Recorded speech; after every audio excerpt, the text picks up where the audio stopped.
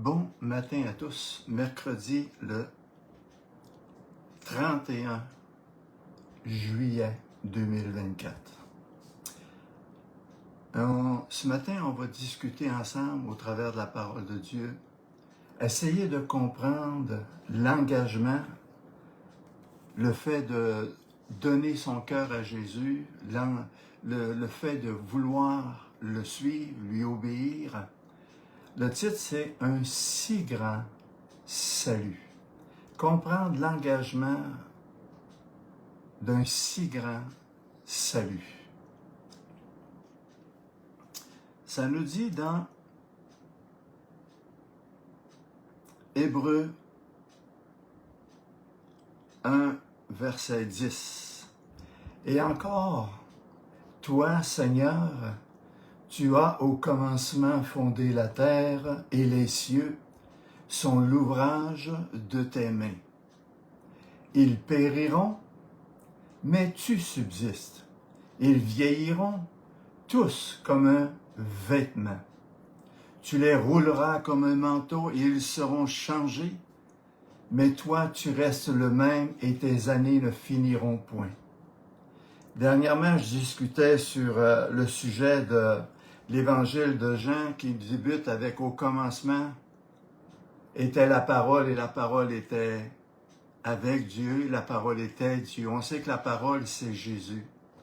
Jésus, comme dans la Genèse, débute avec « Au commencement, Dieu créa les cieux et la terre. » Et on réalise que de rien, Dieu a créé quelque chose d'extraordinaire en comparant, en examinant le soleil, la lune, les étoiles, le firmament, la terre et tout ce qu'elle contient, les animaux, les rivières, les montagnes, les fleuves, les océans, les arbres, les fruits.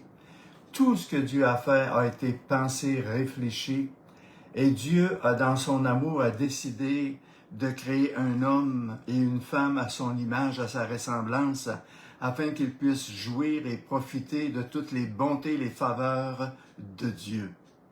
Et la parole de Dieu, comme on vient de lire dans l'Épître aux Hébreux, nous dit qu'un jour elles vont vieillir, mais pour Dieu, il n'y a rien là, il va tout simplement recréer un nouveau ciel, une nouvelle terre, parce qu'il est tout puissant et pour lui c'est correct. Mais Dieu a créé l'homme à sa ressemblance, à son image, afin qu'il puisse demeurer éternellement avec lui dans son royaume. Et c'est pour ça que le péché nous a éloignés de Dieu. Le péché a fermé la porte à recevoir la présence, la bénédiction et la révélation de Dieu. Mais Jésus est venu et Jésus déclare « Je suis la porte, je suis le chemin, la vérité, je suis la vie » et il nous ouvre à chacun de nous une nouvelle opportunité, un nouveau commencement pour permettre à Dieu de créer en nous, de transformer nos vies, de nous guider, de nous diriger dans la vie éternelle, dans la cité céleste. Mais nous avons un rôle, une responsabilité face à Dieu, face à s'engager, à le suivre, à lui obéir. Ça nous dit au verset 12, « Tu les rouleras comme un manteau, ils seront changés, mais toi, tu restes le même et tes années ne finiront point. » La seule personne qui est éternelle, c'est Dieu. Même les anges ont été créés au début de la création. Et on sait très bien qu'un tiers des anges sous Lucifer, sous Satan, se sont rebellés contre Dieu.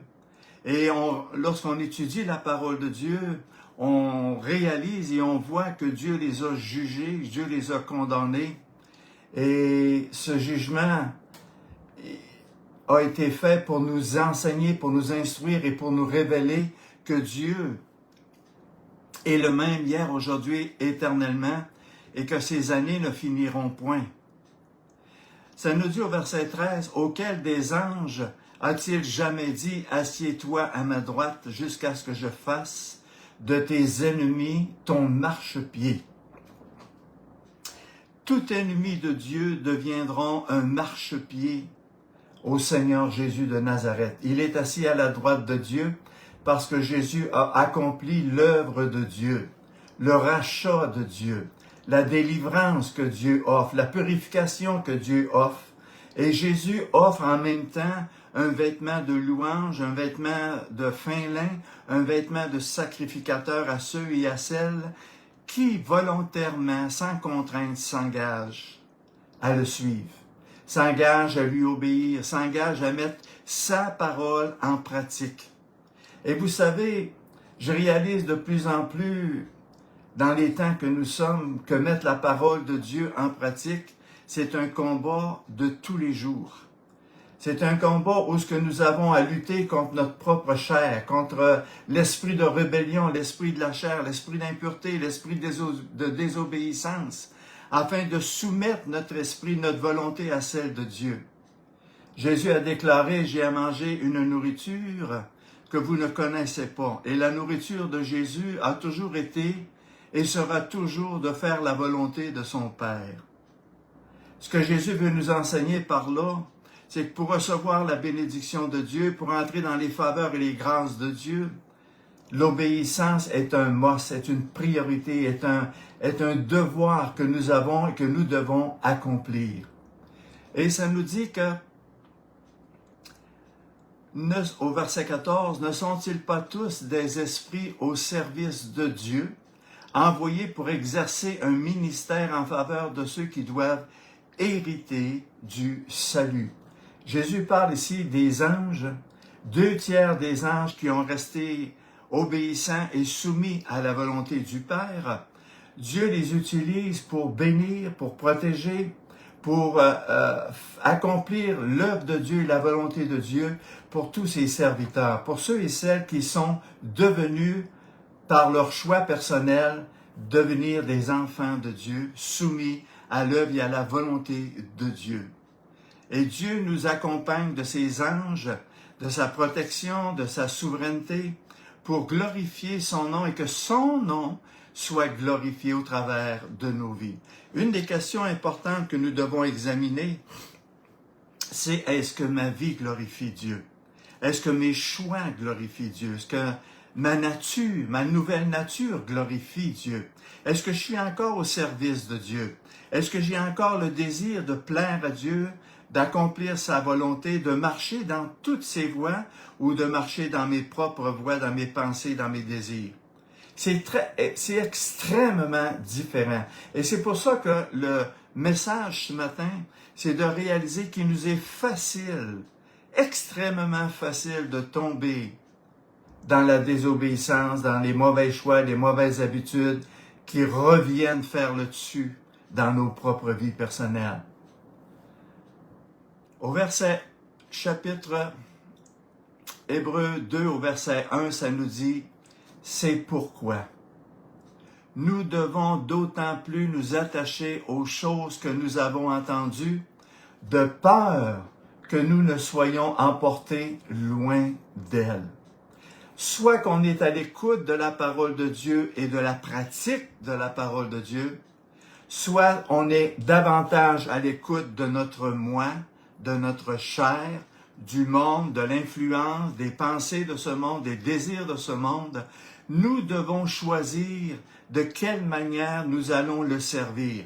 Il y a une bonne manière, mais il y a aussi une mauvaise manière. Et Dieu veut nous mettre en garde, comme quoi que si les démons qui se sont rebellés contre Dieu ont subi leur jugement et sont encore sous le jugement de Dieu, combien plus nous qui avons été rachetés, nous qui avons été choisis, aimés, lavés, purifiés, sanctifiés pour glorifier Dieu dans nos vies, dans notre témoignage, combien plus nous devrions être sur nos gardes à cause de tous les exemples que Dieu nous enseigne dans sa parole de Dieu. On n'est pas sujet à interpréter la parole de Dieu. La parole de Dieu, elle parle d'elle-même. Elle révèle la nature de Dieu, le plan de Dieu, l'œuvre de Dieu. Et ceux qui obéissent et ceux qui désobéissent à Dieu. Ça nous dit au verset 2, « Car si la parole annoncée par des anges a eu son effet, et si toute transgression et toute désobéissance a reçu une juste rétribution. » Vous savez, Dieu est le même hier, aujourd'hui, éternellement. Il ne change pas, il ne changera jamais. Moi, j'ai à choisir de quelle manière je vais obéir à Dieu. Je vais marcher avec Dieu. De quelle manière je vais me rendre obéissant et soumettre ma volonté à la sienne. Mes désirs aux siens. Plaire à Dieu et non pas me plaire. Plaire à Dieu et non pas plaire au monde, aux amis, aux familles, aux circonstances. Parce que Dieu nous dit que toute transgression et toute désobéissance a reçu une juste rétribution. On oublie facilement que le salaire du péché, c'est la mort. Et on pense que parce qu'on est sauvé, on peut faire ce qu'on veut, vivre comme on veut, agir comme on veut, penser comme on veut, accomplir ce qu'on veut et non pas la volonté parfaite de Dieu qui est révélée dans sa parole. Regardez ce que l'apôtre Paul dit au verset 3. Comment échapperons-nous en négligeant un si grand salut? Frères et sœurs, on devrait réaliser le prix que Dieu le Père a payé pour nous sauver, nous racheter, nous justifier, nous sanctifier, nous purifier, afin que nous lui appartenions, afin que nous devenions des serviteurs du Dieu très haut, afin que nous devenions des fils et des filles de Dieu à la ressemblance de Jésus-Christ de Nazareth, celui-là qui a payé le prix par son sacrifice, par sa mort à la croix, à Golgotha, il y a 2000 ans, pour faire de nous des frères et des sœurs, des sacrificateurs qui servent Dieu pour la gloire de Dieu. Avant, je vivais pour moi. Maintenant, je me suis engagé à vivre pour Dieu, à glorifier Dieu et à marcher dans les voies de Dieu. C'est important chaque jour quand je me lève de sonder mon âme, mon cœur et de dire aujourd'hui, c'est quoi mon désir? Est-ce que c'est la volonté de Dieu, le plan de Dieu, la révélation de Dieu, chercher Dieu, connaître Dieu et être au service de Dieu? De plus en plus, frères et sœurs, il y a de moins en moins de gens qui sont au service de Dieu. Ils se servent de Dieu, mais ne sont plus ou peu ou moins au service de Dieu. Seigneur, qu'est-ce que tu attends de moi? Qu'est-ce que tu veux de moi? Quel est le plan que tu as préparé dans ma vie, pour ma vie, afin que je puisse te glorifier? Si vous lisez les Actes des Apôtres, si vous lisez Pierre, Jean, Jacques et tous les apôtres, chacun d'eux était à l'œuvre constamment au service de Dieu pour le glorifier, pour l'honorer et pour manger à la table du Seigneur, pour être des puissants témoins avec des signes, des miracles et des prodiges. Est-ce que ma vie est une parole vivante? Est-ce que ma vie rend témoignage que je suis un serviteur de Dieu? Quand les gens ont de la misère à s'aimer les uns les autres, à se côtoyer, à se rechercher les uns les autres pour s'encourager, s'édifier, on a un sérieux problème. Comment échapperons-nous en négligeant un si grand salut, qui d'abord annoncé par le Seigneur nous a été confirmé par ceux qui l'ont entendu? On voit au travers des enseignements, des actes, des épîtres, des évangiles, le cœur de ceux et celles qui se sont soumis et qui ont marché main dans la main avec Jésus.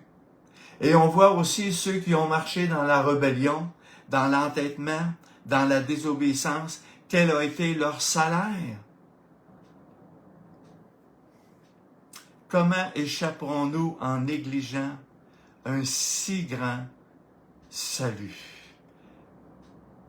qui d'abord annoncé par le Seigneur, a été confirmé par ceux qui l'ont entendu. Voyez-vous, on est appelé à confirmer la parole de Dieu, notre engagement par notre témoignage. Ça nous dit que, au verset 4, Dieu appuyant leur témoignage par des signes et des prodiges et divers miracles et par les dons du Saint-Esprit distribués selon sa volonté. Alléluia. Un salut complet, c'est quoi? Un salut sans croissance, ce n'est pas un véritable salut. Le développement de bébé à homme ou femme mature fait partie d'un véritable salut. Le développement fait partie du salut. Retenir l'enseignement, la nourriture de la parole et la mise en pratique de la parole de Dieu. On sait que la foi, c'est l'écoute. La foi, c'est la parole de Dieu. Et la foi, la véritable foi, c'est la mise en pratique. Faire mon devoir de mettre en pratique pas ce qui me plaît, mais les enseignements que j'ai déjà reçus de Dieu, j'ai le devoir et la responsabilité de les mettre en pratique. Dieu nous dit au verset 2 que toute transgression et toute désobéissance ont reçu une juste rétribution. Pensons pas, frères et sœurs, que si je m'entête, que si je désobéis, il n'y aura pas de conséquences. Il y en a. Et Dieu veut nous éviter le plus de mauvaises conséquences possibles. Et c'est pour ça que Dieu nous a donné son Saint-Esprit, pour qu'il nous aide dans nos faiblesses, pour qu'il nous aide dans nos combats, afin que nous puissions accomplir l'œuvre et la volonté de Dieu préparée d'avance pour ceux et pour celles qui l'aiment. Dans Isaïe 29, au verset 16, ça nous dit « Quelle perversité est la vôtre ?» Dieu parle à Israël. Et nous devons tirer de ces leçons-là. Quelle perversité est la vôtre? Le potier doit-il être considéré comme de l'argile? Pour que l'ouvrage dise à l'ouvrier, il ne m'a point fait. Pour que le vase dise du potier, il n'a point d'intelligence. Imaginez Dieu qui crée un vase de terre qui représente la création de l'homme, de la femme et de tous les peuples et les nations du monde. Et le vase se tourne vers Dieu pour dire, qui es-tu? Pourquoi tu m'as fait ainsi?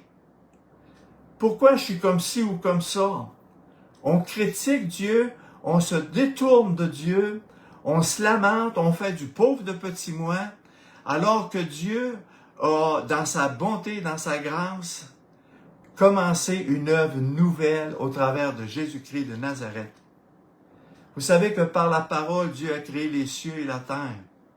Et par la parole, dans l'évangile de Jean, Dieu nous dit que Dieu est en train de repoteler ceux et celles qui se tournent vers lui pour les transformer à la ressemblance et à l'image parfaite de Jésus-Christ de Nazareth.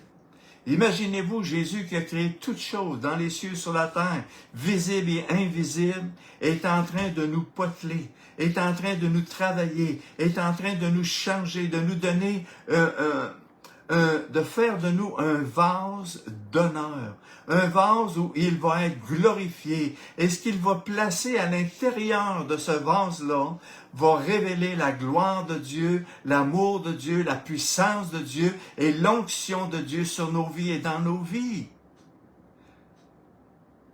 Mais Dieu doit premièrement travailler l'intérieur afin que l'extérieur puisse exprimer ce que Dieu a fait à l'intérieur de nous.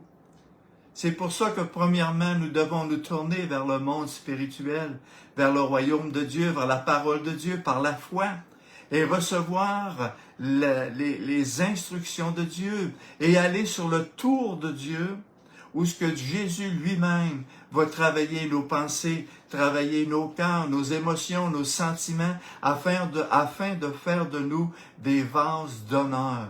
Des vases qui vont marcher dans ce monde et les gens qui vont nous voir, nous regarder, vont dire « Wow, qu'est-ce que t'as que j'ai pas? Mais qui a pu te donner une telle apparence, un tel langage, une telle attitude, une telle compassion, une telle grâce, une telle miséricorde? » Bien, vous allez pouvoir dire « C'est l'œuvre de Jésus dans ma vie. Je l'ai laissé me transformer et je continue de le laisser me transformer, me changer, me modeler, me poteler, afin qu'il soit glorifié par ma vie. » Mais si je ne reste pas sur le tour de Dieu, si je continue de diriger, de contrôler ma propre vie, frères et sœurs, c'est de négliger un si grand salut.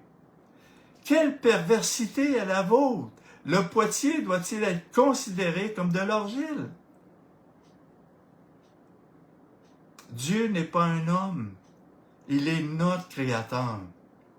C'est lui qui sait, c'est lui qui a planifié, c'est lui qui a orchestré, et c'est lui qui t'a choisi pour faire de chacun de ceux qu'il a choisis des vases d'honneur remplis de sa manne, remplis de son Saint-Esprit, remplis de sa volonté dans chacune de nos vies.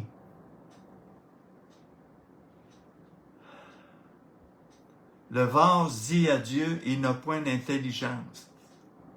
Autrement dit, c'est comme si le vase se tourne vers Dieu et dit, tu sais pas qu'est-ce que j'ai besoin. Tu sais pas qu'est-ce qui doit être accompli dans mon cœur, dans ma vie. Change ceci, change cela, plutôt que de se soumettre dans les mains de Dieu et de le laisser travailler nos cœurs, nos vies, par les dons de l'Esprit, par les fruits de l'Esprit, par son œuvre quotidienne qu'il accomplit au travers de chacun de nous. Qui dirige ma vie? De qui est-ce que je reçois mes instructions? De ma chair ou de l'Esprit de Dieu ou de la parole de Dieu? C'est important de s'examiner, de se poser ces questions-là afin de ne pas négliger un si grand salut. Ça nous dit dans Matthieu 23, verset 26, et c'est Jésus qui reprend les pharisiens. Et les pharisiens, c'étaient les docteurs de la loi de Dieu, les connaissants, les gens que Dieu avait planifié d'utiliser pour le glorifier. Et Jésus les regarde et leur dit, « Pharisiens aveugles, nettoie premièrement l'intérieur de la coupe et du plat, afin que l'extérieur devienne aussi net. » Voyez-vous ce que Jésus est en train d'enseigner aux pharisiens, aux religieux, même aux chrétiens puis à l'Église? L'importance que l'intérieur de mon cœur soit transformé. L'importance que mes pensées puissent être renouvelées. L'importance que mes gestes, mes attitudes, mes comportements, mes décisions et mes choix soient conformes à l'œuvre de Dieu dans mon cœur et dans ma vie de tous les jours. Nettoie premièrement l'intérieur de ta coupe, de ton cœur, de ton plat, de ton vase. Laisse Dieu l'opportunité de te purifier, de te laver, de te sanctifier, de te restaurer, de te faire du bien.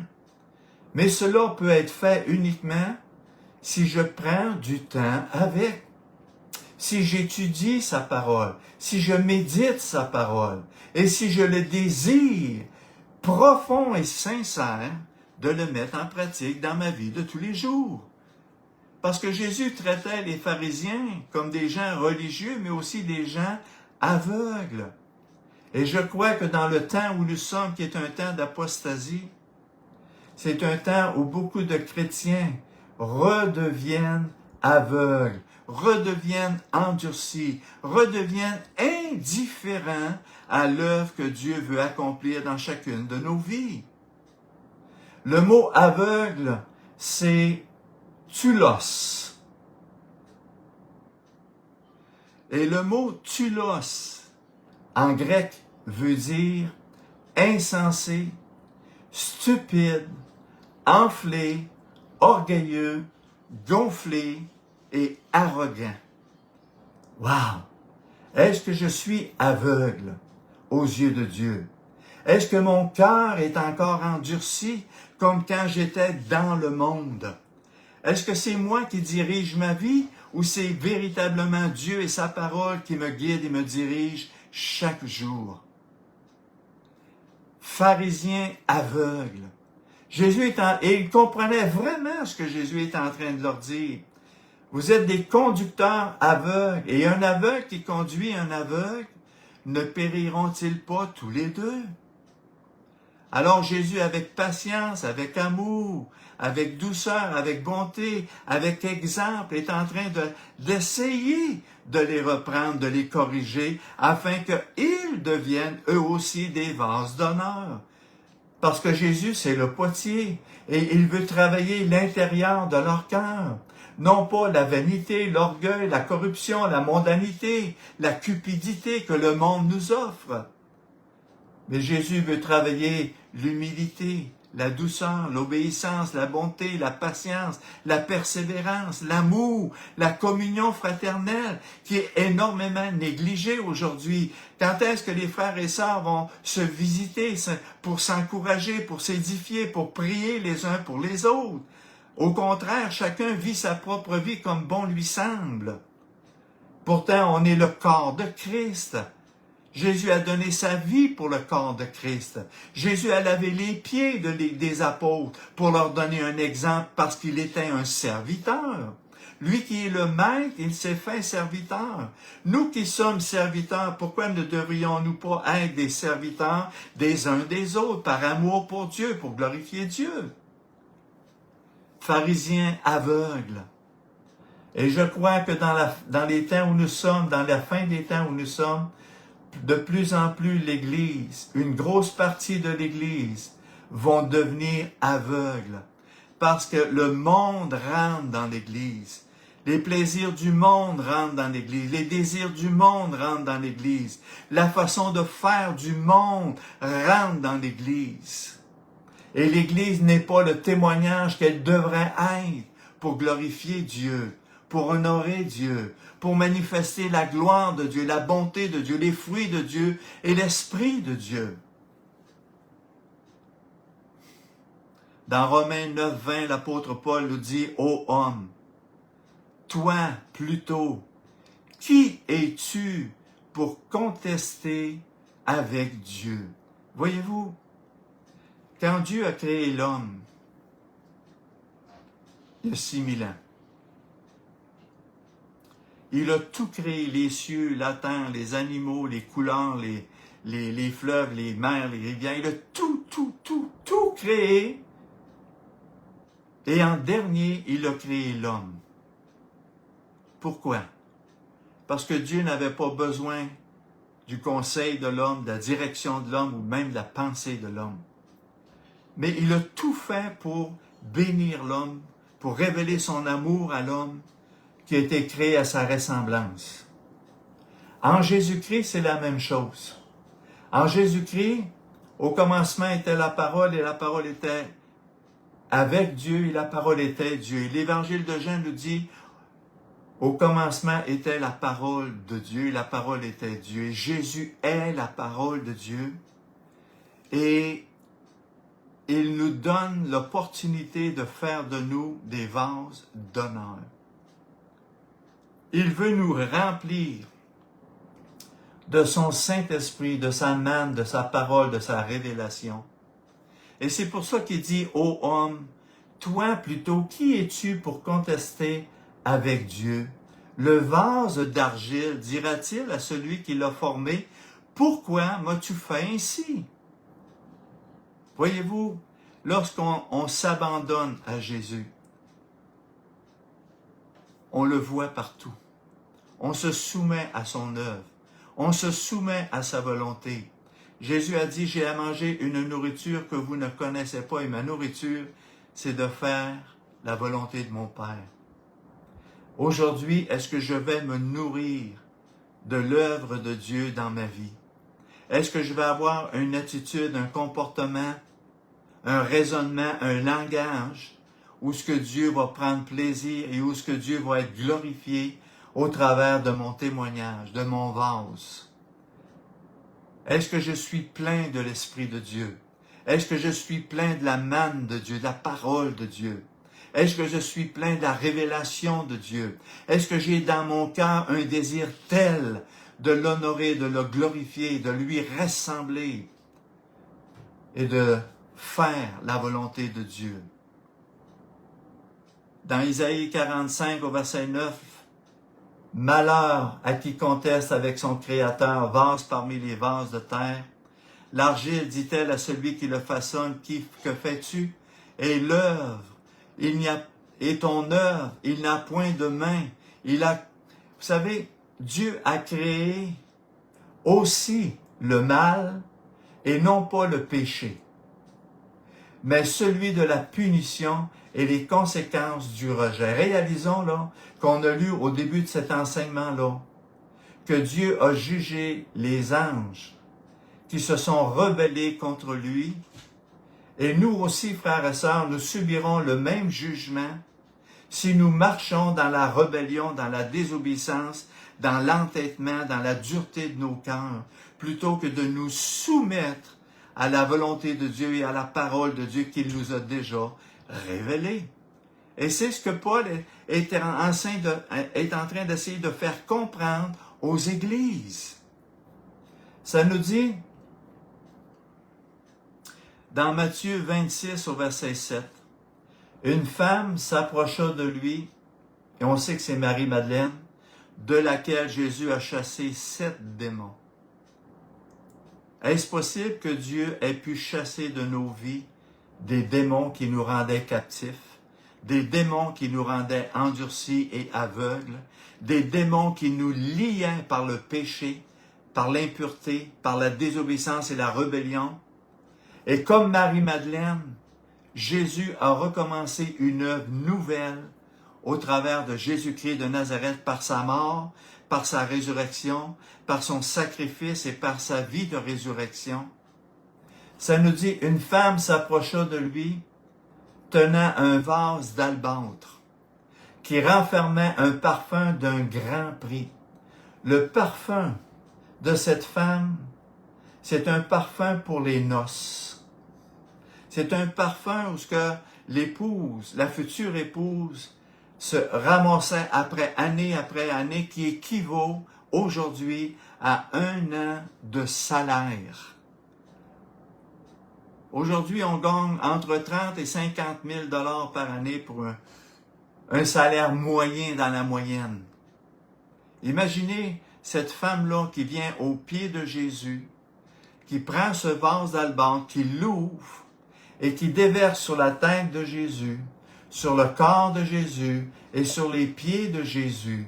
Et ensuite, cette femme, aux pieds de Jésus, elle prend ses cheveux et elle lave les pieds de Jésus-Christ de Nazareth. Et Jésus utilise cet enseignement-là pour nous faire réaliser que cette femme-là, ses péchés ont été pardonnés et tout ce qu'elle a fait va être mémorisé dans la parole de Dieu pour qu'on se souvienne de son œuvre et du salut de Jésus-Christ dans sa vie, au travers de sa vie. Cette femme, son vase, sa personne a plu à Dieu. Et son parfum était un parfum d'une bonne odeur aux yeux de Dieu. Les scribes, les pharisiens, même les apôtres qui étaient autour de Jésus n'aimaient pas ce qu'il faisait. Mais pourtant, Jésus lui a dit à tous les autres pour les enseigner, pour leur dire, voyez-vous, moi, je suis rentré chez toi, pharisien, tu m'as pas embrassé, tu m'as pas lavé les pieds, tu m'as pas fait ceci, tu m'as pas fait cela. Et elle, depuis que je suis ici, elle pleure à mes pieds, elle essuie mes pieds, elle déverse sur moi un vase d'albâtre. On va se souvenir d'elle comme modèle et comme exemple de serviteur de Dieu. Alléluia. Oh, merci Seigneur. Puissons-nous apprendre à devenir des vases d'honneur comme cette femme que Jésus a sauvée, que Jésus a pardonnée, que Jésus a délivrée des liens de la mort, des puissances des ténèbres. On ne réalise pas, frères et sœurs, d'où ce qu'on venait avant de venir à Jésus. On ne réalise pas l'emprise que Satan avait sur nos vies, dans nos vies, avant de venir à Jésus. On ne réalise pas à quel point on devrait être reconnaissant d'avoir été lavé, purifié, sanctifié par le précieux sang de Jésus-Christ de Nazareth. On ne réalise pas le prix qu'il a payé pour que je sois lavé, purifié, sanctifié pour le servir, pour le glorifier. Et que mon vase, ma personne, mon cœur, mon intérieur puisse devenir pour la gloire de Dieu un vase d'honneur. Regardez ce que 2 Timothée 2 au verset 21, ça nous dit. Si donc quelqu'un se conserve pur en s'abstenant de ces choses Il sera un vase d'honneur sanctifié, utile à son maître et propre à toute bonne œuvre. Mais de quoi est-ce que Jésus veut que je m'abstienne? Des désirs de ma chair, de l'impureté, de la désobéissance, de la rébellion, du moi, de la vanité, de la corruption, de l'orgueil, de toutes ces choses qui souillent l'intérieur. Vous savez, un jour, Jésus a parlé d'un enseignement qui s'appelle une outre. Une outre, c'est comme un sac où ce qu'on met du vin dedans. Et Jésus apporte un enseignement là. Si tu mets du vin neuf dans de vieilles outres, ces outres vont percer. Elles ne pourront pas tolérer le vin nouveau qu'on met à l'intérieur. Alors Jésus dit, il faut que nous devenions une outre neuve. Et c'est pour ça que nous passons des ténèbres à la lumière, de la mort à la vie, et nous devenons une nouvelle créature pour que nous puissions conserver le vin nouveau, la vie nouvelle que Jésus déverse dans nos vies, dans nos cœurs. Sinon, nous sommes des outres percées, où tout ce que Dieu nous donne s'écoule à terre, sert à rien. Devenons des outres neuves, avec une pensée nouvelle, un cœur nouveau, une attitude nouvelle, un langage nouveau. Efforçons-nous d'entrer, parce que le royaume de Dieu, il est pour les violents, pour ceux qui veulent vraiment s'engager, glorifier Dieu en parole, en pensée et en action. Si donc quelqu'un se conserve pur, ça veut dire faire attention à ce qui sort de ma bouche, faire attention à mes pensées, parce que les pensées, c'est l'intérieur. Et Jésus dit aux pharisiens, nettoie premièrement l'intérieur. Fais attention à tes pensées, fais attention à ton langage, fais attention à tes gestes, à ce que tu vas reproduire. Si ton cœur est pur, alors ton langage va devenir pur. Tes attitudes, tes gestes vont devenir purs. Si tu as laissé Jésus et Dieu opérer dans ton cœur, une œuvre que lui seul peut faire et opérer, alors tu vas devenir une personne complètement délivrée, transformée, qui va glorifier Dieu. Alléluia! Si quelqu'un se conserve pur en s'abstenant des choses, de quelles choses? Des choses de ce monde, des plaisirs de ce monde, des désirs de ce monde. Qu'est-ce que le monde désire aujourd'hui? Il désire la prospérité, il désire l'abondance, il en veut toujours plus, il n'en a jamais assez. Il désire une liberté totale de faire ce qu'il veut comme il veut. Mais moi, c'est pas cette liberté-là que je veux. Jésus m'a rendu libre. En Jésus-Christ, je suis pleinement libre de faire la volonté de Dieu ou de ne pas la faire. Mais je choisis de faire ce qui plaît à Dieu et ce qui glorifie Dieu. Ça doit être le choix et le désir de tout chrétien de se conserver pur en s'abstenant de ces choses. Il sera un vase d'honneur et sanctifié, utile à son maître et propre à toute bonne œuvre. Est-ce que je suis encore un serviteur de Dieu? Est-ce que je suis encore une personne que Dieu peut enseigner, que Dieu peut corriger, que Dieu peut réprimander? Parce que Dieu châtie celui qu'il aime. On relit Hébreux 2 au verset 3 en négligeant un si grand salut. Le mot négliger, c'est ameleo en grec. Et ameleo commence par la lettre alpha. Jésus a dit quoi? Je suis l'alpha et l'oméga. Je suis le commencement et je suis la fin. Il est le commencement d'une œuvre unique que lui seul peut opérer et faire dans ma vie. Jusqu'à la fin, je vais le laisser. L'alpha et l'oméga, je vais le laisser œuvrer dans mes pensées, dans mon cœur, dans ma maison, dans ma famille, dans mon mari, dans mes enfants, dans les circonstances. Je vais voir la main de Dieu qui est à l'œuvre pour m'enseigner, pour m'instruire, pour me corriger, afin que je me soumette à lui, afin que je lui fasse pleinement confiance. Et que de ma bouche, au lieu de sortir le murmure, la critique, le mécontentement, comme le vase qui dit au potier, « Pourquoi tu me fais comme ceci ou comme cela? Pourquoi tu me donnes des grandes oreilles? Pourquoi tu fais des choses comme ça dans ma vie? » Plutôt que de se soumettre à Dieu puis de dire en levant les mains, « Seigneur, non pas ma volonté, mais la tienne. Tu sais ce qui est bon pour moi. Tu sais ce qui doit être transformé dans mon cœur et dans ma vie de tous les jours. C'est pourquoi, Seigneur, je veux te louer, te remercier et me soumettre à toi. Aide-moi à accomplir ta volonté dans ma vie au travers de ma vie. Améléo veut dire commence par alpha, rester. Être négligent aux yeux de Dieu, ça veut dire rester indifférent. Ne pas se mettre en peine de ce que Dieu veut accomplir dans ma vie. Ne pas prendre soin de ce que Dieu est en train de révéler dans ma vie de tous les aspects. C'est quelque chose qui ne retient pas. C'est comme une outre qui est percée, un vase qui est craqué, et ce que tu mets dedans s'écoule à terre. C'est ça que ça veut dire négligent. Et ça veut dire aussi mépris de la grâce de Dieu. Mépriser un si grand salut. Frères et sœurs, croyons-nous qu'on a besoin d'être transformés? Croyons-nous que Dieu doit encore œuvrer en chacun de nous afin de faire plier notre volonté à la sienne, nos désirs aux siens, l'œuvre de Dieu à ses œuvres à lui?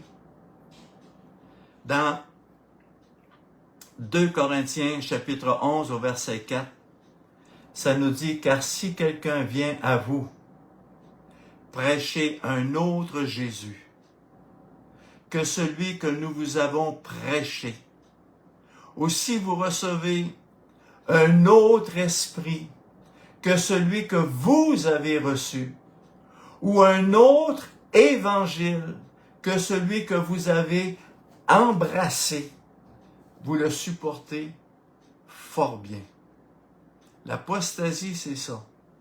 Ça veut dire que on reçoit un autre esprit que celui de l'Esprit de Dieu. On reçoit un autre évangile que celui de la parole de Dieu. Et on embrasse des choses qui nous nuisent et qui nous détruisent et qui nous rendent aveugles.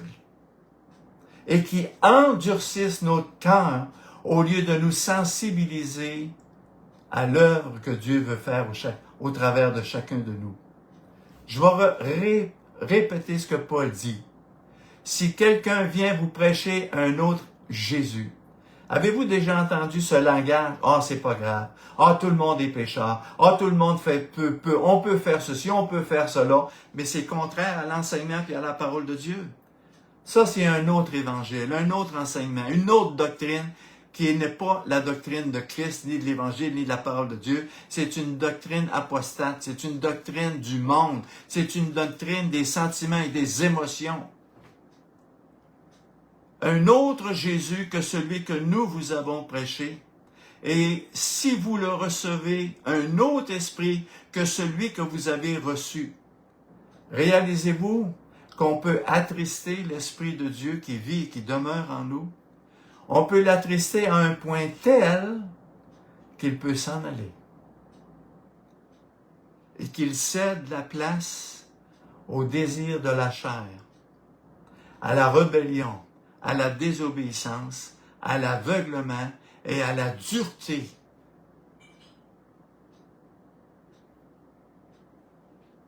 Et Jésus dit que celui que vous avez embrassé. Vous souvenez-vous de cette femme avec ce vase d'albâtre?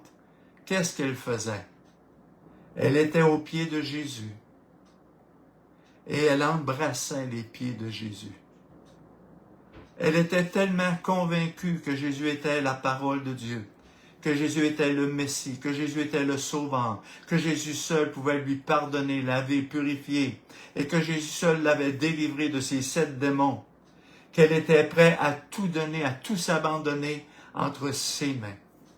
Quand est-ce la dernière fois vous êtes allé aux pieds de Jésus pour l'embrasser, pour le serrer dans vos bras, et te dire à Jésus que rien vienne me séparer de toi, que rien de ma chair, du monde vienne m'éloigner de toi, parce que je t'aime tellement, Seigneur Jésus. Je t'aime tellement. Vous savez, dans 1 Roi 19 au verset 20, Élisée vient voir Élie et il jette son manteau sur lui pour lui dire, « Suis-moi, Élie, tu es le prochain prophète, tu es le prochain appelé, le prochain élu pour glorifier Dieu. » Et Élisée dit à Élie, « Laisse-moi embrasser mon père, ma mère, et je te suivrai. » Élie lui répondit, « Va et reviens, et pense à ce que je t'ai fait. »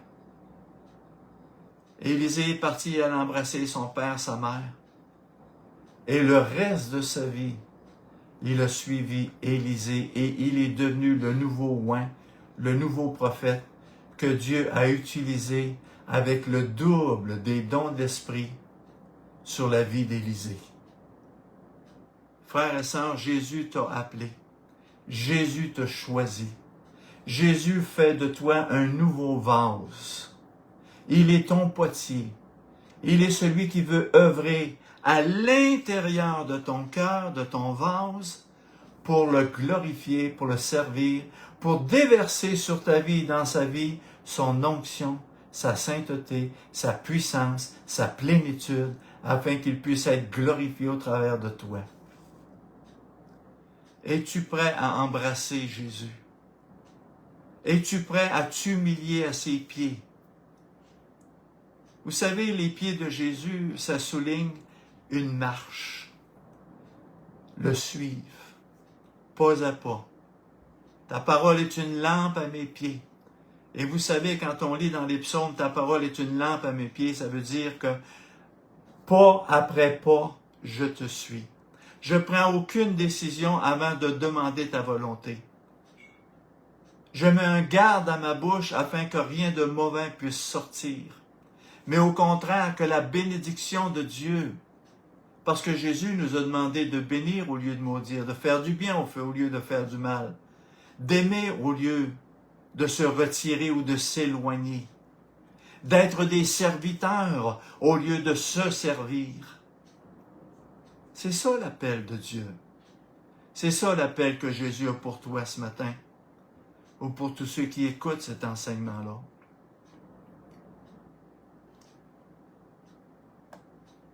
Et je vais terminer ce matin avec ceci dans Éphésiens 3, 18, et je vais continuer dimanche prochain.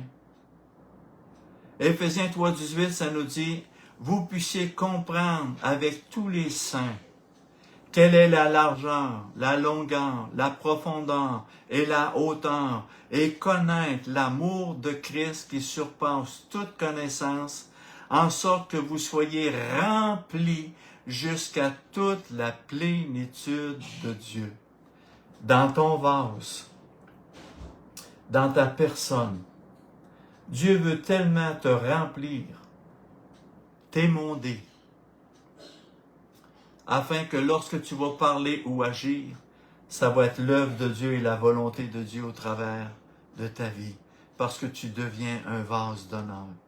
Tu deviens une personne qui a un langage de la foi, le langage des disciples, le langage de l'espoir, le langage de la persévérance, parce que ton cœur est rempli jusqu'à toute la plénitude de Dieu. Et le seul moyen que Dieu peut te remplir, c'est de mourir à soi-même, de se vider du moi et de laisser Christ transformer nos vies, nos cœurs, afin d'être glorifiés. Jésus a dit, « J'ai à manger une nourriture que vous ne connaissez pas, et ma nourriture, c'est de faire la volonté de mon Père. Et la volonté de ton Père, de mon Père, c'est peut-être d'aimer les gens que tu as de la misère à aimer. C'est peut-être de servir des gens que ça ne te tente pas de servir. C'est peut-être d'être une bénédiction autour de toi, alors que ça ne te tente pas pantoute. Jésus t'aime. Il a payé un prix tellement extraordinaire pour nous. Alors, sers-le, aime-le, glorifie-le dans ta vie, par ta vie. Jésus revient bientôt. Il vient chercher son épouse. Et l'épouse de Jésus, c'est celle qu'il a aimée. Celle qui a démontré son désir de lui plaire, de le servir. Seigneur Jésus, je veux te remercier pour cet enseignement et que nous puissions réaliser à quel point ton appel, ton salut est tellement riche, tellement glorieux, tellement extraordinaire. Mais souvent, Seigneur, on résiste. Souvent, Seigneur, on ne veut pas se soumettre. Souvent, Seigneur, on veut marcher selon nos propres désirs et non pas les tiens. On veut manger une nourriture qui n'est pas la tienne, mais c'est une nourriture qui satisfait la chair et non l'Esprit de Dieu. Seigneur, ma prière ce matin, pour ce message, c'est que tu puisses, comme David dit, sonde-moi, ô Dieu. Sonde l'intérieur de ma coupe, sonde mon vase, et crée en moi un cœur pur. Renouvelle en moi un esprit bien disposé. Aide-moi à devenir un serviteur qui te glorifie, un serviteur qui marche sans compromis, un serviteur qui vit la parole de Dieu tous les jours qu'il lui reste à vivre.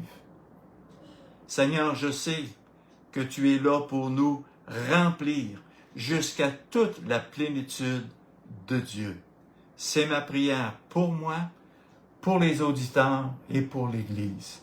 Que nous soyons remplis jusqu'à toute la plénitude par ton Saint-Esprit.